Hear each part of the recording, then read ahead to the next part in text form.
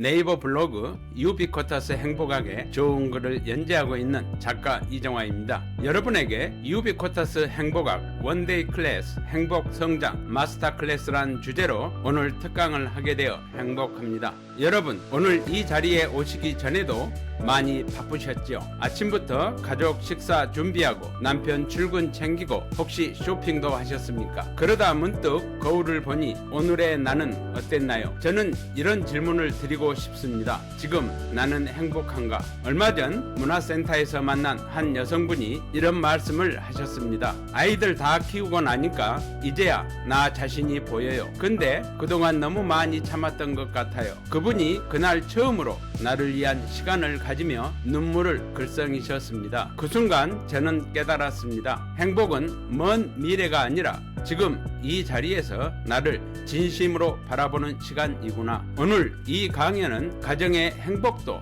경제의 행복도 결국 나로부터 시작된다는 것을 함께 나누는 시간입니다. 여러분의 하루에 작은 숨결을 불어넣는 시간이 되길 바랍니다. 우리가 살아오면서 참 많이 기다렸습니다. 조금만 더 벌면, 아이 대학만 졸업하면, 남편이 퇴직하면. 그런데 막상 그때가 와도 행복은 잘 찾아오지 않더라고요. 왜일까요? 행복은 결과가 아니라 습관이기 때문입니다. 한 수강생께서 이런 이야기를 해 주셨습니다. 교수님, 저는 늘 전략만 하며 살았어요. 그런데 숫자만 남고 감성이 사라졌어요. 그래서 요즘은 매일 아침 커피 한 잔을 마시며 나 자신에게 오늘 어떤 행복을 만들까?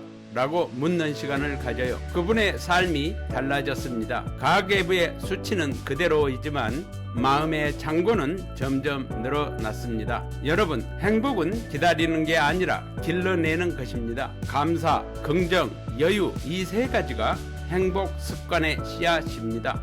오늘부터 하루에 단 3분이라도 나에게 그런 시간을 선물해 보십시오. 마트에서 쇼핑을 하시던 한 여성 고객이 오렌지 향을 맡으며 말했습니다. 이 향기 하나로 오늘이 참 좋게 느껴졌어요. 그 한마디가 저에게 큰 울림을 주었습니다. 우리는 너무 자주 특별한 날만 기억하려 하지만 사실 우리의 대부분은 보통의 하루로 이루어져 있습니다. 행복은 그 보통 속에 숨어 있습니다. 가족과의 식탁 대화, 아침 햇살, 커피 한 모금, 이 평범한 순간들이 바로 우리의 인생을 단단하게 지탱해주는 힘입니다. 경제적으로도 마찬가지입니다. 크게 버는 것보다 소소하게 만족할 줄 아는 마음이 진짜 부자를 만듭니다. 오늘 하루에도 여러분의 작은 순간들을 행복으로 기록해 보십시오. 그것이 진정한 일상 속의 투자입니다. 여러분, 하루 10분이라도 나를 위해 써본 적 있으신가요? 한 여성분은 밤마다 10분 동안 책을 읽기 시작했다고 합니다. 하루 10분, 남편도 아이도 모르는 나만의 시간이에요. 그 시간 덕분에 마음이 훨씬 단단해졌다고 하셨습니다. 행복은 큰 변화가 아니라 작은 습관의 축적입니다. 마이크로 성장, 즉 미세한 성장의 누적이 자존감의 근원이 됩니다. 하루 10분의 자기 시간은 절대 사치가 아닙니다. 그것은 내 인생을 위한 가장 똑똑한, 가장 스마트한 투자입니다. 백화점 문화센터 도자기 클래스에서 한 여성분이 말씀하셨습니다. 도자기 한 개 완성했을 뿐인데 마음이 이렇게 차오를 줄 몰랐어요. 그분은 그 후로 물건보다 경험에 투자하기 시작했습니다. 이제는 물건을 쇼핑하기보다는 경험을 쇼핑합니다. 소확행은 소비의 전환점입니다. 경제적 실천은 줄이는 전략이 아니라 경험 투자를 의미합니다. 여러분도 가족과 함께하는 추억, 친구와의 한 끼 식사, 배움의 경험에 투자해 보십시오. 그것이 진짜로 스마트하고 행복한 소비입니다. 요즘 하루에 스마트폰을 얼마나 보시나요? 한 조사에 따르면 40대, 60대 여성의 평균 스마트폰 사용 시간은 하루 5시간이 넘습니다. 한 여성분은 저에게 이렇게 말씀하셨습니다. 스마트폰을 꺼봤더니 남편의 웃음소리가 이렇게 컸는지 처음 알았어요.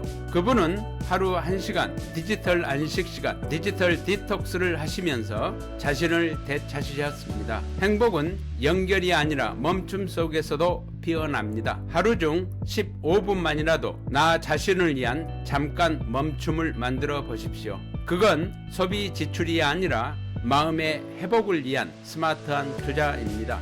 감정에도 색이 있다는 걸 아십니까? 노랑은 긍정, 파랑은 평온, 초록은 균형을 의미합니다. 한 여성 고객께서는 매일 아침 오늘은 무슨 색으로 살까를 정하며 하루를 시작한다고 합니다. 그렇게 마음의 색을 스스로 칠하며 하루의 톤을 조절하니 감정이 훨씬 부드러워지고 소비 습관도 현명해졌다고 하셨습니다. 감정 조절은 단순한 마음 관리가 아니라 감정 경제학입니다.